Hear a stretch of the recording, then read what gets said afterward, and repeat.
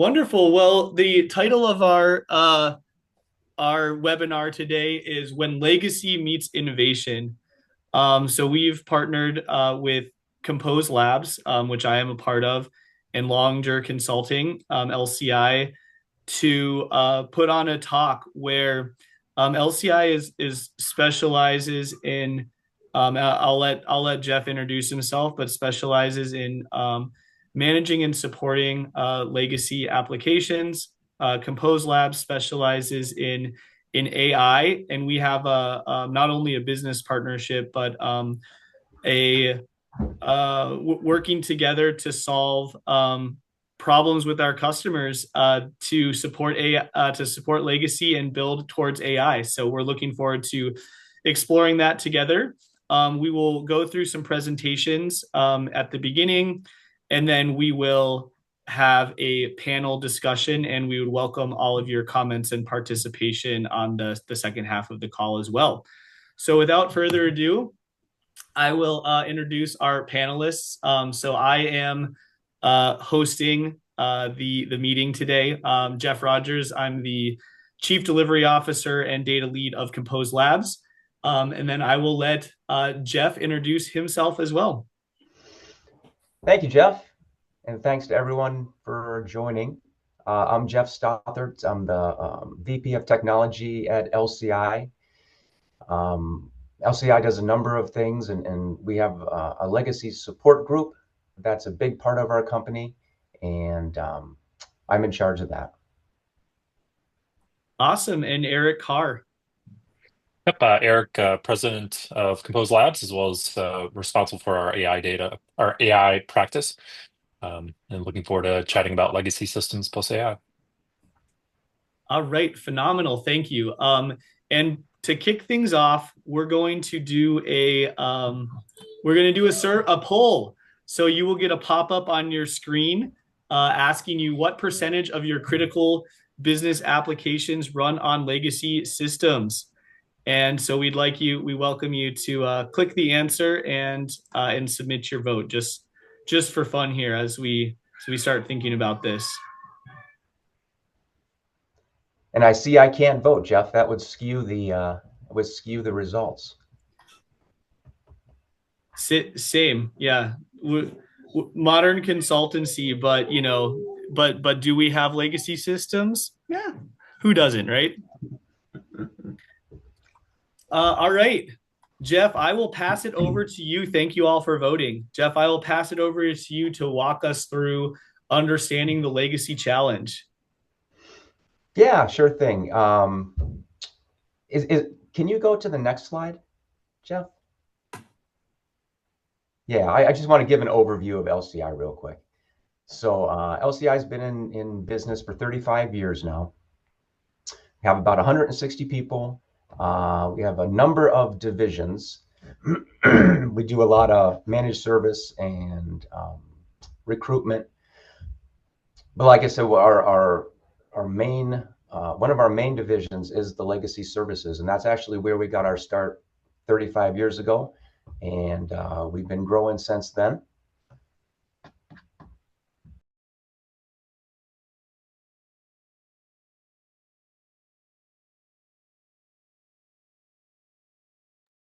Jeff, I think you went on mute there for a sec. Oh, I'm sorry. Can you go to the next slide? So I always like this cartoon. Who wants to throw away the old legacy system? Everybody? No one wants to migrate it. This is kind of the legacy conundrum in a nutshell. You know, a lot of businesses have these legacy systems that are just getting the job done. Everyone knows that the time is coming, and at some point in the future, they're going to have to migrate it, but no one wants to take that on. And you know, number of reasons for that. It's very complicated, very costly, very time consuming. The list goes on and on.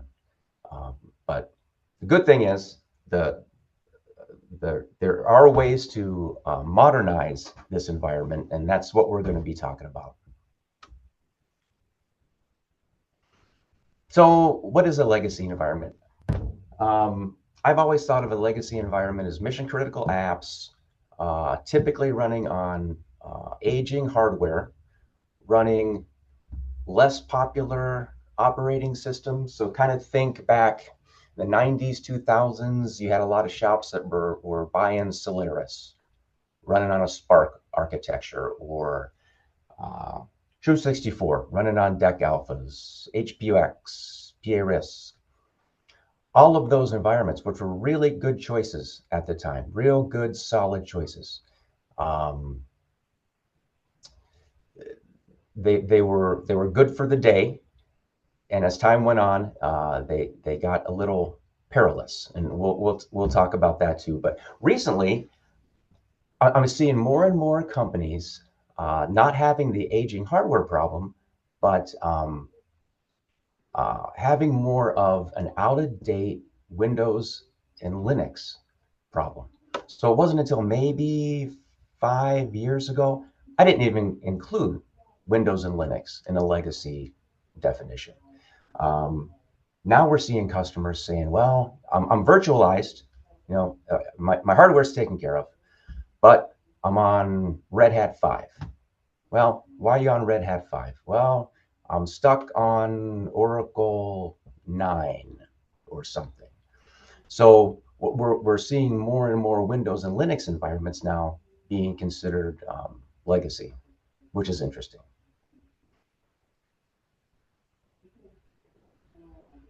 And then how did we get here? It's interesting that I kind of see the same pattern, or most of the same patterns, almost everywhere we go. So early on, the environment comes in, it works, very stable. Hardware's new, applications are running great. Things settle down, attention goes elsewhere, resources go elsewhere, but the environment's still chugging along, getting the job done. Some more time goes by,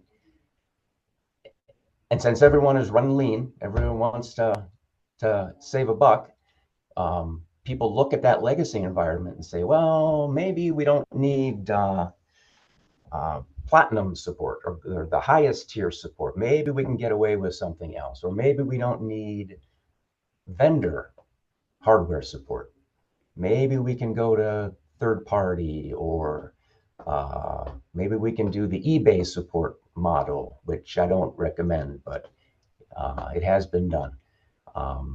So the accounting department kind of looks at certain areas of IT. Typically, the legacy environment is one where they think they can shave some dollars out of. So a lot of times the infrastructure gets neglected. But during that time, typically, programmers are making changes and modifications to the application. They're fine-tuning the applications for the business. So what you get in the end, you get really fine-tuned applications, and sometimes they're so fine-tuned that there's it could be considered intellectual property within the code. Makes it a competitive advantage to have that particular software, but now it's running on a perilous infrastructure. And that leads us to our next point. What are the options? So when we advise people, there's a number of things to do. The first thing is to stabilize the environment. And there's a number of ways to do that. A lot of times it's just getting support or getting what was let go of support back under support. Or in some instances, if let's say you're having a hard time finding certain parts, you could stockpile parts. You could, you got to take a look at the whole neglected environment and shore it up, and we help people do that. Emulation's an interesting one, and it's a really important one. We partner with a company named Stromasys, and they are the leading vendors in emulation software. And what they've done is really remarkable. So they've allowed some of these aging hardware platforms to be able to lift and shift. Initially, it was to on-prem, typically Linux servers, but now we're skipping that and going right to the cloud, where you can take like a Solaris Spark environment, pretty much lift and shift it right up to the cloud using that emulation software. You don't have to make any changes to the application layer. You don't have to make any changes to the OS layer. It's just, it allows you to eliminate that aging hardware problem. And then I did put the option of migration on there because it is inevitable at some point that you'll probably have to migrate. But like we talked about before, a lot of people will say, well, can't I just purchase some software to do my XYZ business? There's a lot of it out there. Possibly, but probably not. A lot of times it's just been so customized that there's no way you're going to get the functionality of a software package. So then you have to get into options like rewriting it, like we talked about before, very expensive, time consuming. I don't think, I've heard many horror stories of cost overruns with migrations. It's very difficult project to migrate. And then how do we modernize? So the good thing is it's really easy nowadays, even if you're in a legacy environment, it's easy nowadays to unlock your data and make your data accessible to all of these really slick, new, helpful tools like analytics, Power BI, Snowflake, data warehouse, all of these really data tools. It's I won't say easy, but it's certainly doable today to be able to unlock your legacy data. Another way to modernize, which we've done before, you can write modern components. So parts of the legacy process you can modernize. Say you might want to do a modern stack web front end for a back end order entry system.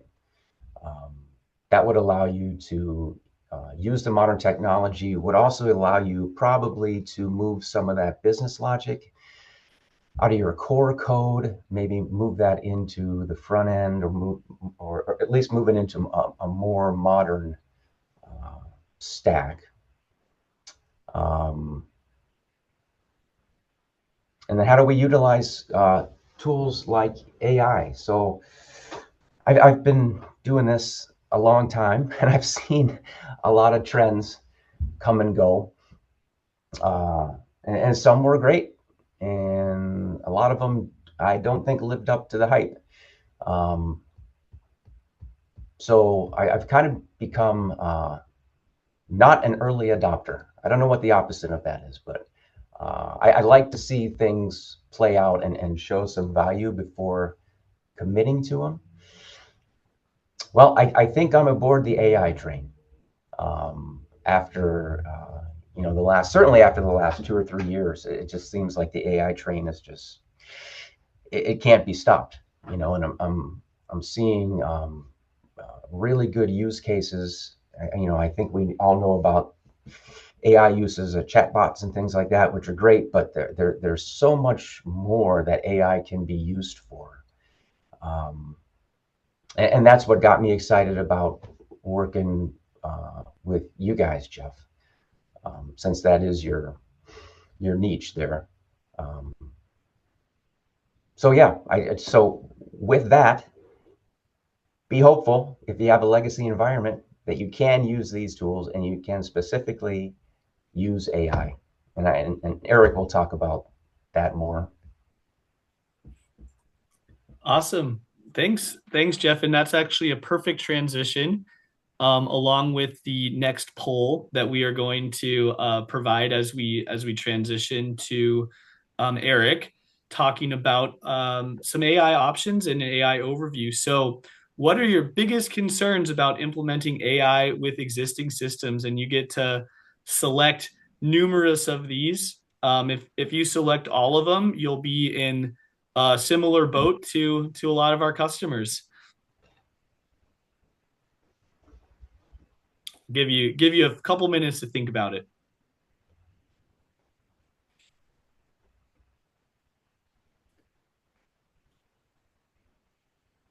All right, and as you're filling that out, we are going to kick it over to Eric Carr to discuss the AI transformation opportunity, which I believe starts with some background information about where we're at even in this AI ecosystem. Yep. Thanks, Jeff R. Yeah, so maybe first slide, won't spend too much time on Compose. So we do application development, data engineering, as well as artificial intelligence. And I think what we're finding, both in the context of a lot of these legacy systems, having the capabilities across the full stack is really valuable. And I think today we'll spend most of the time talking about the rightmost side. And what I wanted to start with on the next section is really kind of getting into how we're thinking about generative AI, the broader space.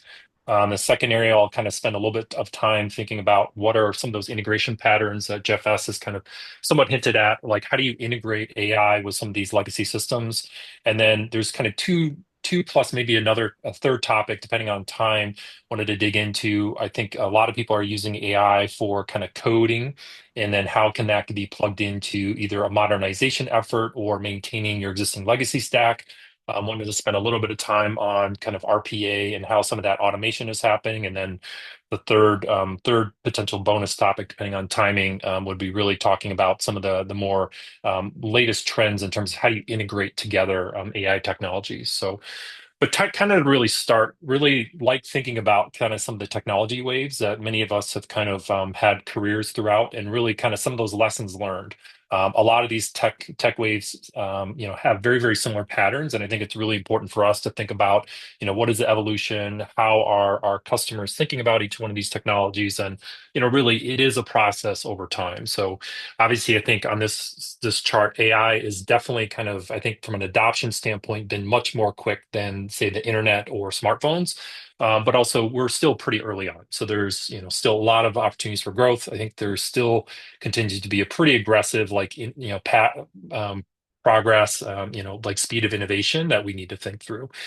Something specifically related to the legacy, system conversation is really around how I think pretty similarly, I think both the internet as well as like AI are kind of following this consumer to enterprise trend. So I think for folks that kind of lived through the dot-com and the dot crash, I think a lot of the initial growth and excitement was very specifically focused on consumer internet opportunities, really based, driven by like new distribution opportunities that were provided by the web generally. But over the next 3 5 years, there was a pretty large shift towards some of these enterprise systems, a lot of SaaS services, cloud, and I think there was a very much a focus on how can the internet, improve your processes, improve your workflows. And I think we're seeing something very, very similar from an AI standpoint. So I think, ChatGPT in November 2022 was really kind of ground central for a lot of the broader exposure of what generative AI can do. So I think a lot of the last 2 years roughly, has been really driven by more consumer-based AI use cases. But we're beginning to see more and more of a shift to agents, to automation, to various ways of leveraging enterprise data. And then that's really getting into how do I actually go leverage some of this AI technology to actually fundamentally change the way that I operate as a business? So really kind of leveraging that content generation in new use cases. So the next slide, I think the internet was very much about distribution. I think what's interesting about the generative AI world, it's really around the cost of being able to generate content. So the generative part of the generative AI. And really, I think I like this chart because number one, it really shows over time the cost of the written word was relatively stable. So ARK Investment is kind of an investment firm. They kind of do some research and they kind of mapped out over the last century the average cost of a written word, and they kind of put this there. And you see this huge drastic inflection. So we're talking about, two, three, four orders of magnitude reduction in both cost. And then secondarily, we've continued to see pretty impressive improvements in the quality. So a lot of these latest models that get released on a weekly, monthly basis are really both pushing the envelope for like what we can actually do for a specific kind of cost threshold, but then secondarily what the capabilities are. And I think really a lot of this conversation or a lot of what we continue to think through with clients is like, how do you actually leverage this capability for like what parts of the business, what types of use cases? So the next chart really, this is the left-hand chart is one. McKinsey did a mix of both research as well as kind of surveys and really identified somewhat two clusters of areas that we're seeing really strong interest from an AI standpoint. So I think in the upper right-hand side, sales and marketing and software engineering are two areas that are being pretty significantly impacted positively and in some cases negatively by AI. And we'll spend a little bit of time kind of digging into software engineering and how it's impacting, legacy systems and modernization. But these are two areas which I think are very much separated from some of the other areas in terms of impact or potential impact that can offer. And then, the bottom right really lists out a lot of the horizontal functions. I think customer service, I think a lot of like customer care chatbots is an area that we're seeing a lot of interest, R&D, legal risk compliance. There's a lot of work around how do you actually leverage contracts and this new AI technologies to kind of support that. So all to say, I think there's kind of two different areas. I think both of them are really seeing back to that one of those prior slides, the evolution of the cloud. How do we see this shifting to kind of more enterprise use cases across the business? Next slide. So I think what we think about really as we start with AI is really, what are you trying to do? I think a lot of the early days, people were trying to revolutionize their business. They were really looking for top line growth. I think over the last 6 to 9 months, I think the realistic expectations as well as focus on kind of more tangible use cases has somewhat kind of begun to dominate the conversations more. So I think really starting with what are the types of business problems that they have with or someone has within the business as well as how AI can kind of affect that. And really, a lot of that is coming back to increased productivity. So how do I go make my knowledge workers more effective? How do I go reduce the amount of manual overhead that many of them operate? And I think that's been a very, very strong lens that we're seeing a lot of businesses. And obviously, enhancing customer experience is really critical. So like if you can extend some of those AI capabilities and make your customers happier and kind of more, enjoy the experience or resolve their issues more quickly, it's pretty critical. But then also, driving digital transformation, which I think will be a good segue to the next section. So as you're thinking about what to do with some of your legacy systems, part of it is continue to maintain it, but then how do you go extend it or how do you combine together some of the AI capabilities to get more value out of that? So the next section, I really wanted to just kind of talk about, maybe deep diving a little bit on some of the patterns that Jeff talked about. So, won't spend too much time on this slide, but legacy systems generally are, I think spaghetti is something that kind of is typically kind of thrown out there. There's a bunch of different architectures out there, either because there's legacy mainframes, people have built some things in-house over time, even some on-prem types of things. So there's kind of really some of a mix different technology stacks. But I think fundamentally it really comes back to typically a lot of these common pain points. So, really, I think, generally number one, there's pretty limited flexibility for innovation. So if you're looking at adding AI, or even if you're if there's pain points in the business, there's really just a lot of hoops that many organizations are going through to kind of address that. I think as Jeff mentioned, as you're thinking about actually doing a modernization, rewriting, generally a lot of these systems have very opaque business logic. So a lot of the business rules are just embedded in there, in COBOL, in some language, and it's very, very challenging to extract that. And if you're thinking about building something new and really capturing a lot of the nuances that have been built up over, 10, 20, 30 plus years, that can be very challenging. And again, like, data silos, batch processing, brittle interfaces, there's just a lot of challenges that exist. And that's, both fundamentally, it's why it's critical because these are really fundamental to running the business. But then secondarily, how do you start decoupling yourself? How do you start trying to leverage some new technologies? So the next slide, I mean, again, I think, from what are the motivations? So efficiencies, cost savings, new revenue streams. I think those are really strong motivations. How do you need to be able to deal with kind of the legacy system challenge in some effective way? Competitive pressures, there's industry trends that really kind of you want to get on that next curve.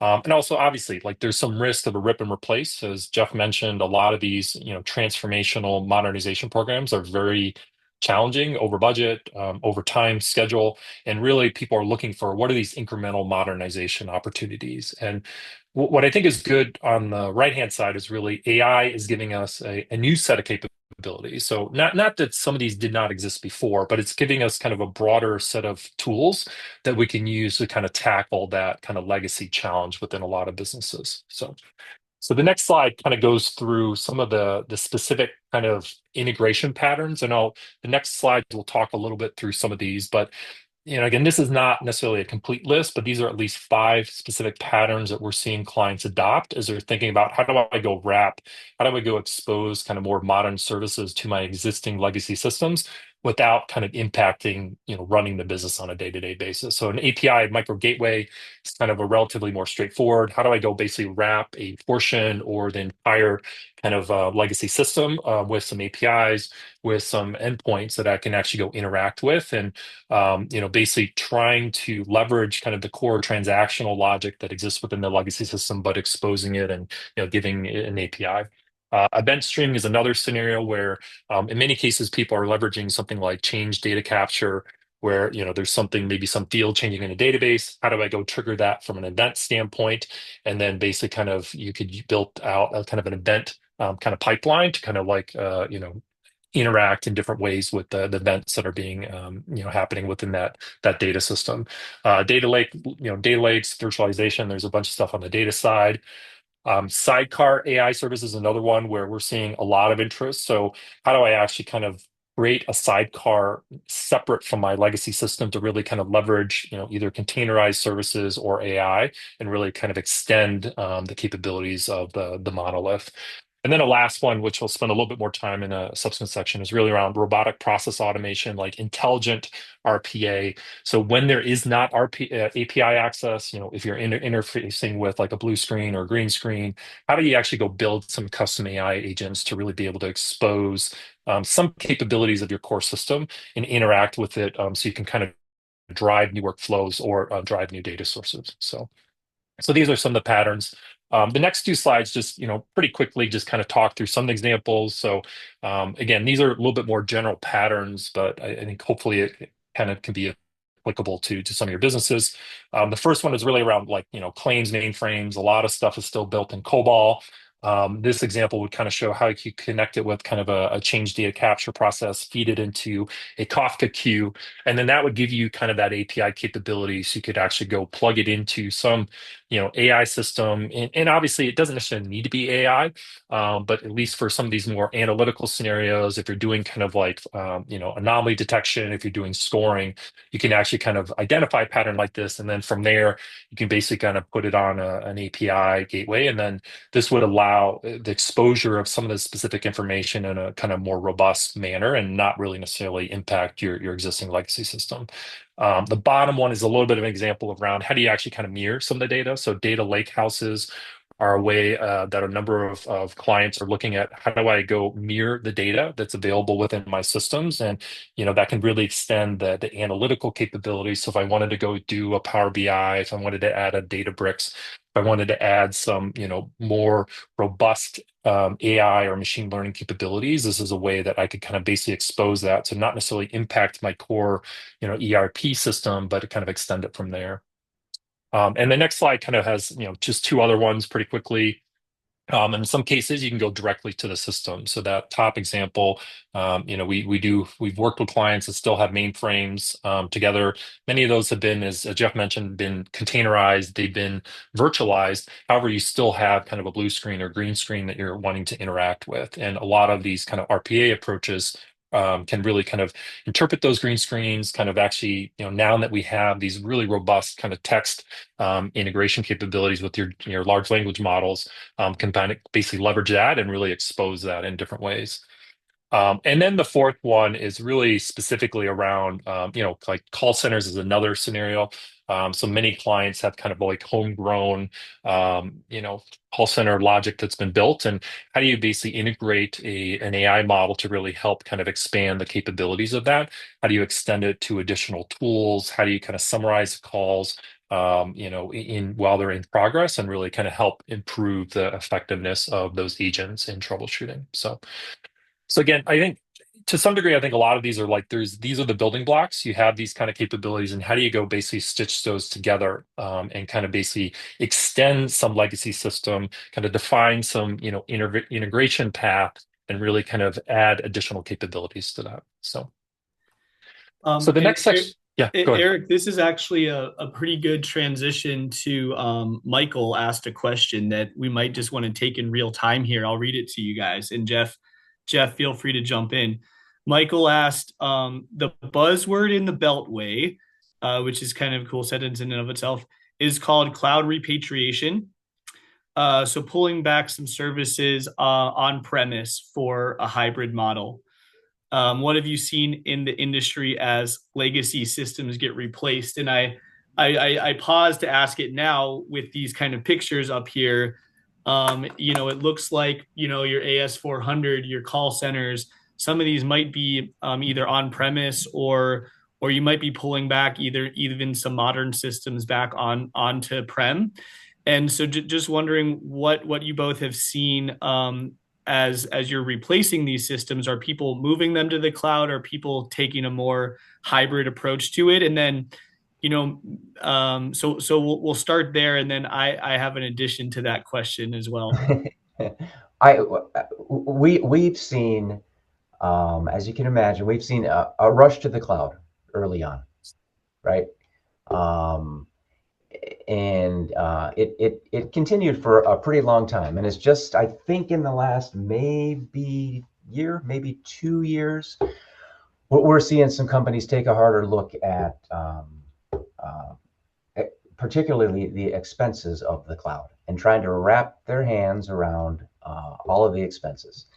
And in some of those cases, it's made sense to pull certain functions back out of the cloud. So yeah, we have been seeing people do that. Yeah. And Eric, maybe I'll ask. Oh, sorry, Jeff. I didn't mean to interrupt. No, go ahead. No, I was go going to ahead. maybe ask Eric to weigh in. Taking a look at this picture up on the top. Let's say you're running an on-prem, big logistics platform. Are you seeing people bring AI on-prem as well to keep it close to the data? Or I know most of the AI solutions are very optimized for kind of cloud hosted and kind of, API services, SaaS type of services. Yeah, I think I would say, I mean, immediately, I think for a lot of small, medium-sized businesses, I think the overhead of actually running some of that AI infrastructure on-prem is just too challenging. So I think there's just, given how much venture investment, you're basically benefiting from, pretty significant investment broader in the ecosystem to kind of leverage the cost structures. But yeah, I mean, we definitely are seeing more interest in hybrids. Like part of it is, as Jeff S. mentioned, like, I mean, part of it's cost driven, part of it is also driven by control. I think control is probably a bigger factor. And I think part of the challenge is you are leveraging some of these, specifically AI services. Like what are the data processing policies in place? How are they using my data? And being able to kind of have more control over that is a pretty critical thing. So I think from a governance standpoint, from a data privacy, from just like the lineage of the data and like how it's being used or not used, that is definitely motivating kind of more of hybrid models versus kind of pure cloud. But Good. Good Yeah, Jeff. question. Thank you. great Yeah. question. Anything else you want to add to Michael's question, or else we'll keep on moving here. No, I think Eric touched on it too. I was going to touch on the security aspect. We've not only the costs, but yes. We have a number of customers that were a bit concerned about what type of security their data, what the data center was looking like, and who had access, even though they're told one thing. It's just it made sense for a couple of these customers to pull some sensitive information out of the cloud and back on-prem, and it's always a balancing act, right? So you're back on-prem, you have to make it secure, right? So it's tricky, but yeah, we've seen that happen too. All right, great question. Thanks, Michael. Yep. We'll obviously save some questions for the end as well, so please feel free to ask questions. But I thought that was worthwhile given the context. But go for it, Eric. Yep, that's great. So like one of the areas I wanted to kind of spend a little bit more time is on the AI coding and legacy systems. So Jeff, you want to go to the next slide? I think, there is a huge amount, and this is probably a little bit more for the techies, for the developers, but like there's a pretty significant explosion in kind of agentic code generation. So there's a lot of like integration with your IDEs, your integrated developer environments for developers to really improve their coding abilities. And I think, this is not in any, I mean, the left-hand side is the leaders. I don't know how you can have a leader with so many of them. I think the ones on the right-hand side are really probably the ones that we're hearing about the most. So like GitHub Copilot was kind of the original leader in this space. So really, how do you leverage some of those code repositories, those best practices, and like help developers get, more effective at coding? Cursor, Klein, Windsurfer are kind of some pretty other common ones we're seeing. So and the next slide really kind of goes into I liked this survey, from it was around like mid 2024, but generally it's pretty reflective. But really, I think a lot of people are trying to figure out, like, there's been some claims generative AI coding is going to replace all developers. I think it's a lot more nuanced than that. So I think the by far on the left hand side, developers that believe AI is the future of 100% the future of coding is a pretty small fraction of that, but a lot of the other answers are really specifically more around that there's, how does AI act as more of an assistant? And I think that's why Copilot is a really nice wording for that. It's very helpful for senior developers in terms of speeding things that are very manual or kind of repetitive for them, but also kind of giving them ideas, suggestions that they would not necessarily have thought of. I think for junior developers, it can be very effective in terms of kind of at least putting in place a lot of that underlying scaffolding so you can actually kind of more accelerate the development of these programs. And then how do you how do you continue to have kind of human oversight, but really trying to have the AI kind of assist and accelerate some of the types of things you're doing. And then, on the right hand side, really, code generation, bug detection, automated testing, a lot of kind of like the tactical things are things that ideally AI is not necessarily replacing developers, but really augmenting, helping them do that. And I think with that in mind, the next two slides really just kind of go into some example ways that we're seeing, AI either begin to be used for legacy AI, integrating with legacy systems and kind of modernizing them, but also ways that, are actually actively in process. So I think one top one would be just really feeding some of that legacy code, really trying to understand what's happening, documenting it. So if you are looking at either as your workforce that are maintaining these legacy systems are aging out, retiring, there's not as many COBOL developers out there. You need to be able to understand what these systems are doing, both from a maintenance and support standpoint, but also if you're trying to make improvements. I think these AI models are really, really effective at least trying to understand the code, and provide some context. So as a new developer coming in, or if you are really looking at kind of building out more sensitive parts of the system, then that potentially could be an aid.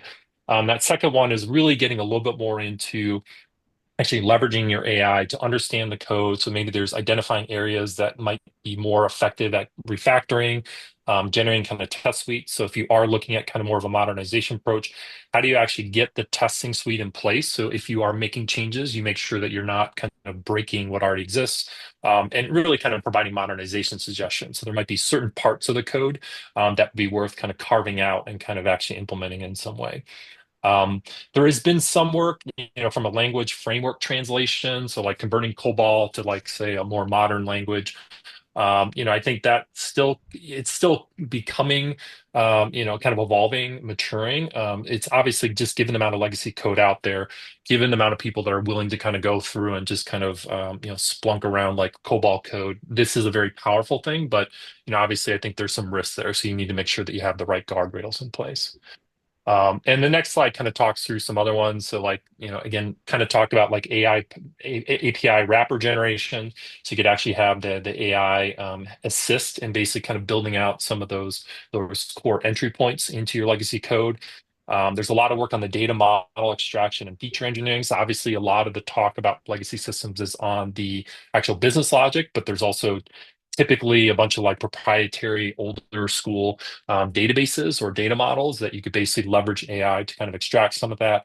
And then obviously at the end of the day, security, compliance review, the AI tools can really kind of help in kind of identifying, maybe say like hard-coded credentials, air handling might be a little bit weak in certain areas, insecure SQL kind of queries, that type of thing. So I think there's kind of a nice breadth of capabilities that AI is giving us to us as developers to really kind of both help maintain as well as accelerate the extensions of some of these legacy systems.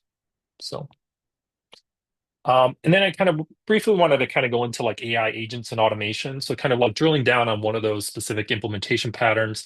Won't spend too much time on like, automation has been around for quite some time. So I think, in the 80s, 90s with, Unix, there were scripts, RPA really kind of began to emerge in the 2000s, really around rule-based task automation. And then we kind of get today. And I think the next slide, part of the challenge is really around some of the challenges. So like kind of, at least like the last wave of the RPA, there's like probably a little bit too limited scope and complexity. So really focus kind of repetitive tasks. Whereas I think what AI is, the generative AI that we have today is really giving us the capability of kind of tackling kind of more complex, like kind of workflows that is really compelling. I think a lot of these things really scale, challenge from a scalability to maintenance challenge. And obviously that's going to be a concern as we're thinking about some of these AI initiatives. How do we actually go pair that with a broader AI strategy versus just kind of these onesie twosie kind of quick hit thing? Strategic and cultural barriers. I do think, both the adoption of RPA, the adoption of AI, really having to think through like the change management aspects and how do we show that this is going to make people's jobs more effective, better, easier versus in many cases, productivity is the most critical thing, but it's not necessarily always going to be about cost. And then, from a technical maturity evolution standpoint. So I think a lot of these legacy RPA processes were very, very brittle. Kind of they were very rule based. They had very specific decision trees, and if you kind of like deviated a little bit from those rule trees, a lot of your RPA systems somewhat struggle. And I think that's one of the pretty big positives around a lot of your generative AI. It gives you kind of a lot more flexibility to maintain that. So next slide, you want to just skip this one, just in the interest of time. So again, like spend a little bit of just time. Here's some use cases. I think a lot of times we're seeing like these RPA and like kind of AI wrappers. So like kind of it's like a kind of a screen scrape plus. So if you're able to kind of integrate with a green or blue screen and actually leverage that, from an large language model, that can be a very compelling thing. I think we're seeing a lot more business process automation. So if we're able to, integrate with some of these legacy systems, how do I go build some more kind of robust workflows around what those do? Without necessarily impacting the legacy system. And then also, throughout like vision, OCR, multimodal, I think there's a lot of kind of visual information in a lot of these legacy systems, and your large language models are getting better and better and being able to interpret that. And how do you go weave that into some of your business processes? So. And then just kind of quickly at the end, I think these are probably two, in the last like kind of two months, like so model, context protocol, and agent to agent. Maybe next slide, Jeff. Really focusing on, but really I think a lot of what AI is beginning to think about is very similar to some of these kind of legacy integration challenges we have. So we're building out more model capabilities, that there's more services out there. We need to kind of evolve to like something like REST or something like the HTTP equivalent to for AI agents. And really, how do these things communicate with each other? So I think what we're finding is there's a huge amount of power as you kind of stitch together these agents, and they can kind of leverage similar tools. They can leverage similar capabilities. So MCP is a standard that I think a lot of the development community is kind of rallying around, and really, how do I go expose my, GitHubs, you might even have some Zapier kind of, workflow integration type things. How do I integrate it with a local file system? So I think MCP could be one of those mechanisms that we think about exposing some of our legacy services to a broader AI world and kind of leveraging in that way. And then next slide, very similarly, Google is working on, so the last slide was really focusing on how do I go expose my tools, my file systems, my various services. This is really thinking about, all right, how do I actually go kind of have my agents communicate with each other? So as we kind of start thinking about building these AI wrappers around portions of my legacy system capabilities, how do I have my agents talk to each other? So kind of wrapping up, hopefully this was helpful. The next slide, really what we suggest kind of starting with. So I think really start small, starting from measuring. So you really, if you're not measuring it, it's really hard to determine like what kind of effect you're having. A lot of what we see starting with, you can generate documents, tests with large language models. So hopefully kind of that coding section kind of gave some appreciation of, there's a lot of really just kind of nice to haves and things that can really help the quality of life of the internal teams as well as customers that you can start with. Feed the context window. A lot of these models are really expanding the size of information you're able to share with them. So being able to kind of give more high quality context is really critical. And especially as you're thinking about some of these legacy systems that has, a lot of like kind of embedded business rules, being able to kind of have the entire context of your legacy system is really critical. Thinking about different ways of exposing your endpoints, either the data as well as kind of the capabilities of your legacy systems is pretty critical. I think in many cases, leveraging human in the loop. Most of the cases, we're not necessarily getting rid of the human. Like we're really trying to identify what are the specific decision points, what are the specific areas of your system that will continue to need a human review or human approval process, and leveraging AI for kind of more of the repetitive kind of manual processes that exists there. I think obviously thinking about data privacy, security is really critical, and really starting with kind of a very well-defined pilot set of infrastructure that you have really a lot of control over. Choose safe data, so like not necessarily digging into PII or if there's PHI, like kind of like payment type stuff. Just really starting with safe data and really kind of getting it off the ground there. And I think a lot of what we focus on is like, how do you go deploy these pilots quickly and iterate? There's just a lot of lessons learned as you're building these things out, and as you're scaling out, as you're upskilling your organization. Really beginning with something that's small, starting with that, and really kind of building from there is kind of one of the most effective strategies that we've seen. Yep. So hopefully that was helpful, and talking about a number of topics.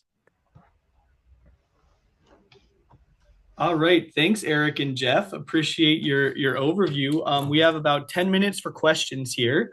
So I will be asking some questions in a panel style interview. However, we would love to answer your questions instead. So feel free to use the chat function or the ask a question function as we proceed here.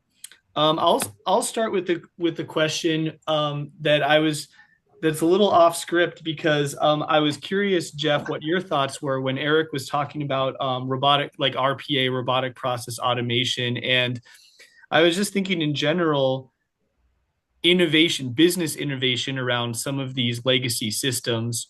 What are you seeing around supporting innovation for these legacy platforms, and are you seeing the application of AI or other technologies to support sometimes those legacy systems can be harder to make fundamental changes to? Yeah, yeah. Well, I have not seen AI deployed at my customers yet. They want to. They're talking about it. They need some guidance on how to do it, what the use case is, that type of stuff. So they're itching to learn more about it. But my customers are primarily manufacturing, distribution centers. We don't do much with say, robotics on a manufacturing floor, typically our applications don't interface with those. Sometimes they do, but not in a way that actually moves the robot around. It's more product data and quality data and things like that. So I just haven't had the opportunity to use it yet. I do know one of our manufacturing plants that we help support, they're employing AI in their robotics, which is understandable. But we just haven't done it in the data sets that we work with. But again, people want to, and I think if we can just help them along and show them the reasons why and help them get there, I think it'll be useful. Yeah, it's interesting when we talk to manufacturing customers as well, a lot of the questions are around how can I bring in AI into my manufacturing process, which is a phenomenal question. I mean, optimizing Yeah, that is essential. Our angle is often taking that systems view and managing that data, or as Eric said, supporting humans in the that are doing these business processes. So it's always yields to very interesting conversations. One of the questions that someone asked the panel here, which I think is a great question, is it better to use AI or BOTS framework to do repetitive tasks? And why? What are some of the trade-offs that we're seeing there? I don't know, Eric, if you wanna take that one. Yeah, I guess I'm not following. I guess it depends. I think part of the challenge, I mean, yeah, sorry, I probably sped through a little bit of the RPA section, but I think, I think UiPath, like there's a number of kind of products out there. I think generally they've ended up being pretty brittle. And I think it really depends on how repetitive those tasks are, as well as if there are exceptions. And I think part of the challenge with traditional RPA has been if there is any variety, if there's any variability in what happens, they kind of just stop. And again, you kind of build out a decision tree, you can kick out like exceptions, that type of thing. I think, especially as if there's kind of machine to machine, I think the bots type of thing is going to be a lot more robust. I think part of the challenge is if anything involves people, there's going to be a lot more variety, and that's where I think we're at least seeing that AI is a lot more flexible to kind of deal with some of that variety that you get back, and I think that's why we believe we're seeing a lot more early successes with the AI, with that approach for anything that's involving a person versus kind of what historically has happened from an RPA standpoint. So I think some of it is a fair question. Obviously a lot of your traditional technologies are not going away, but I think they've been just somewhat brittle in certain cases that AI is a lot more flexible to deal with. So Yeah, I think calling out that distinction between machines talking or processes kind of stepping through a step function versus that adding humans yeah. into the process and interacting with them is a very critical consideration. Um, I'll ask a question that we have queued up here as people are thinking about potential other questions. So many businesses are struggling just to keep up with the maintenance and support, right? So you know, you're spending money on that. Jeff said that's an area that has sometimes been deprioritized from, right? So when we have those types of ecosystems and our developers are, you know, have a good understanding of those legacy systems, how can we then balance the demand for AI even just to start? Jeff, maybe I'll start with you for yeah. that one. I I, I think it would solve itself if we could prove how we can make our customer money, or make our customer more efficient, or save money. I think once we proved that, um, then the balance kind of finds itself, whether it's hire a programmer or um, you know bring us on or bring you guys on, that type of thing. Um, I think that would find its own way once we could prove that there's money to be saved or made. But yeah, it's a good question. It's the old balancing act. Yeah. I mean, in a lot of cases, I think most developers want to play with the newer technology. So I think so a lot of your AI coding could potentially provide some of those developers to experiment with some more of the development tools that are more modern, but obviously working with kind of more legacy systems. So I think leveraging them to understand the legacy systems, being able to be more efficient at kind of the maintenance supports of those legacy systems, even at a like similar kind of cost level. If we're able to save 20, 30, 50% of time leveraging AI, then there's kind of as Jeff, Jeff mentions, like if you have a positive ROI, then it makes it easier to kind of justify within current budgets. How do you just kind of potentially reallocate them some to leverage AI more and let your developers kind of get up to speed on some of these new technologies? All right, and maybe we'll answer one last question before we part ways here. Um, we already answered that one. Um, what are some so Jeff, you mentioned this, right? Understanding the data and is one of the first steps to make progress, right? What are some patterns that you're seeing to unlock that data?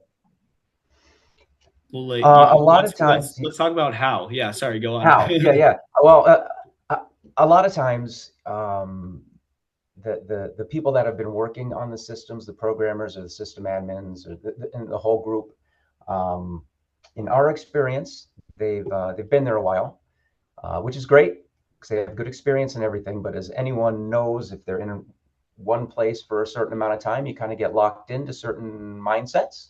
So sometimes it just takes someone else to come in, maybe another set of eyes or with a little different experience, and say something like, hey, you know what?